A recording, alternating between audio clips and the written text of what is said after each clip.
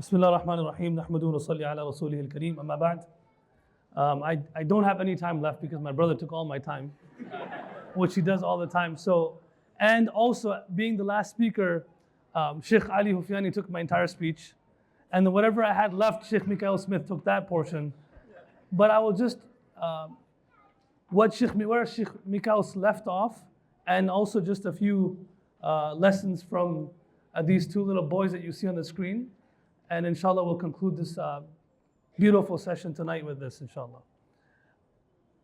How Sheikh Mikael was saying that the Prophet ﷺ, even though he went through difficulties all his life, he was always smiling. And I remember Sheikh Abdullah telling me after my brother passed away that I was selfish because I wasn't smiling. And so from the moment the Prophet got nubuwah till his last breath, he was smiling, even though he was going through so many different challenges.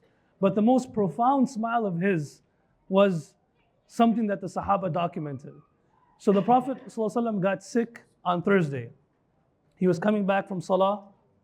He fainted right before getting into his house after leading Maghrib Salah. He goes inside, he lays down, they put a wet rag over his head. His cheeks are very red. He has a severe migraine. He tries to get up to lead Isha Salah. With the wet cloth, any part of his body that was exposed, they passed a wet cloth over his body, his head, his face, his arms, his feet, and he mustered the courage to stand up. And as soon as he hit his door of not even the house, the room, he fell again.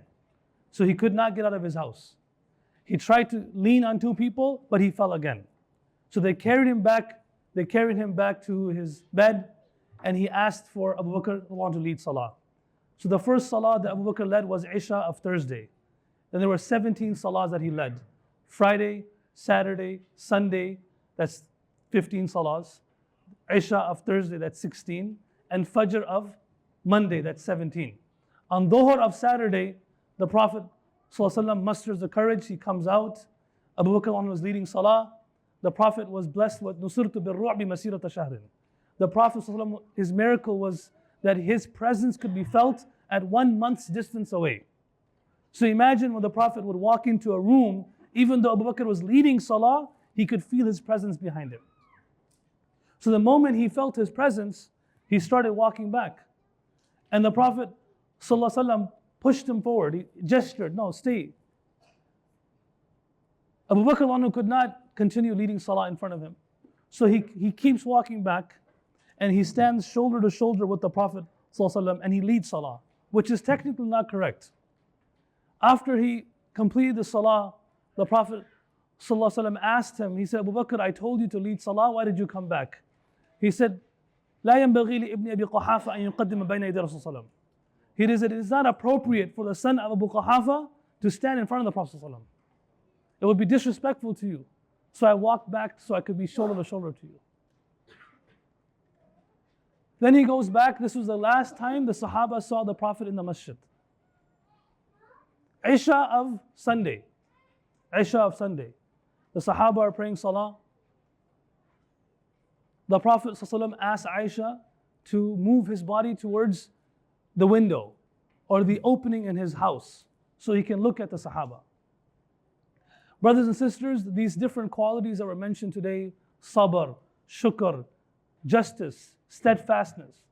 Imagine all these qualities and more in each and every individual praying Salah in that masjid that day. You look at your children, you make effort on them. One, he excels in school, the other doesn't, the other is trying to figure things out. Like in your family dynamic, even if one makes it, you're still stressed about the one that doesn't make it. But there are very fortunate fathers and mothers out there, may Allah make us among them, that look at their children and all of them are on the path that their parents set for them. Like Mufti Uthmani, rahmatullah alayh. He's a great scholar, I'm sure you heard his name, Ma'arif al-Quran. He's the author of that. He's on his deathbed. And he looks up and he sees his children. Mufti Rafi Sahab, Mufti Taqi Uthmani, he sees his other brothers, their sisters, all of them just giants in ilm. And Mufti Taqi Uthmani Sahab says, as I was looking at my father, as his soul was leaving his body, he was just smiling the whole time. Knowing that he did his job. It's a very good feeling to have when you know you did all what you could do, and then you have tawakkul. That's a very good feeling to have. Like when you're about to get into an exam hall, and you made all the effort, you never left any stone unturned. And then you walk into the hall with dua. That's a beautiful feeling. Versus like a feeling in which you walk in, you never prepared enough, but you're doing tawakkul. The Prophet ﷺ made all the effort he could possibly make. He couldn't make any more effort than what he did. He couldn't be any more hungry than he was. He couldn't tie any more stones to his stomach. That's it. That was it. That night at Isha, the Prophet looks at the Sahaba. And again, I told you, his presence could be felt from 1 month's distance away.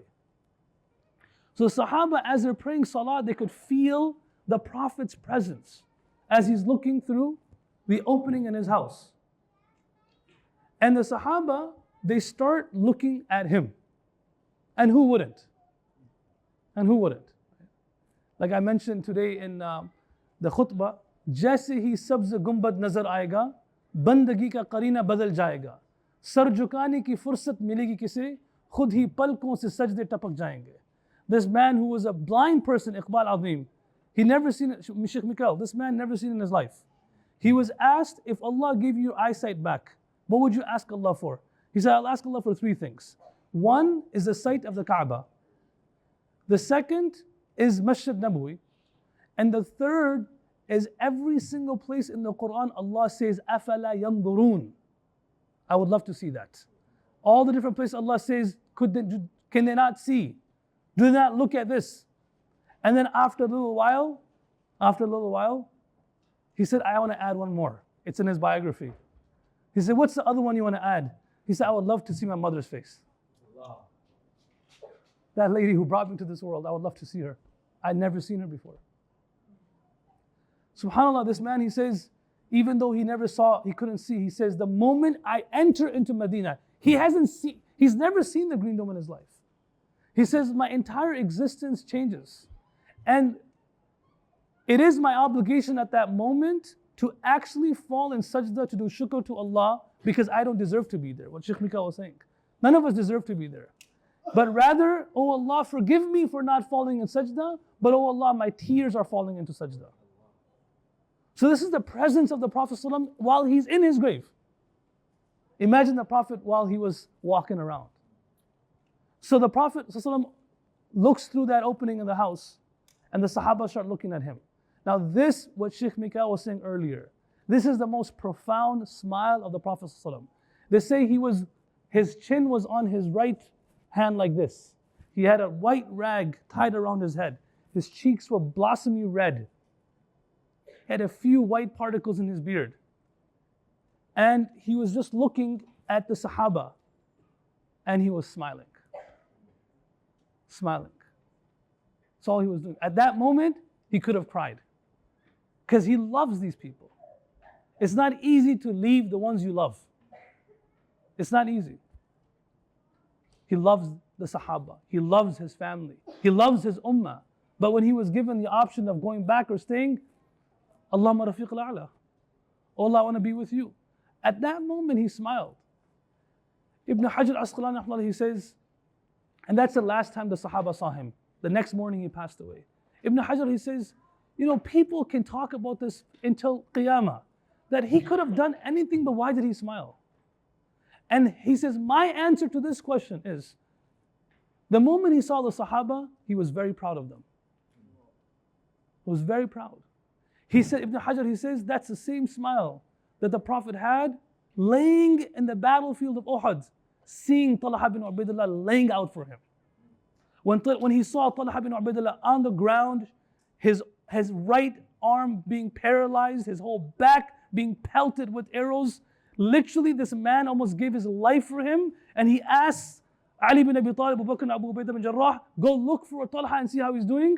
And they say he's from a far distance. It's like these 2 kids right here, Adil and Mahmoud.